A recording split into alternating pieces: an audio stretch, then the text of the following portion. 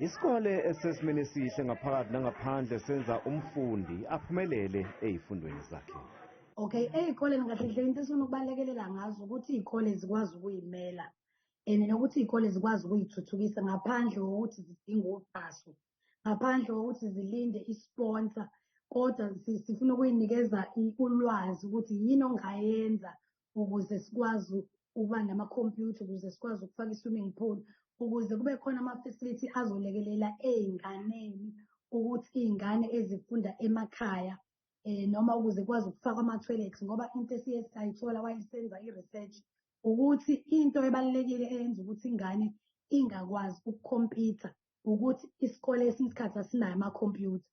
Lolu hlelo lufaka phakathi nokwelekelela isikole ekutheni sikwazi ukuba nempokophelo. Sithola ama-skills ukuthi zikhulisa kanjani imali esikoleni nokuthi zithola kanjani uxhaso. Sisebenzisa ulwazi esikuthole ngesikhathi sithuthukise isikole lesi sakwaNompilo. Isikhathi sisenza ucwaningo kusukela ngo-2021 kuze kufike ngesikhathi samanje.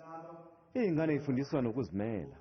So ukupenda kwesikole sasebenzisa into ekhona kulesa sikole inomfihlela, sase sifaka iy'ngane nabazali kwabambiswana ukuthi kuthuthukiswe isikole, iy'ngane zibone ukuthi uma unombono ukuze ukwazi lo mbono ukuba impumelelo yini ekufanele uyenze.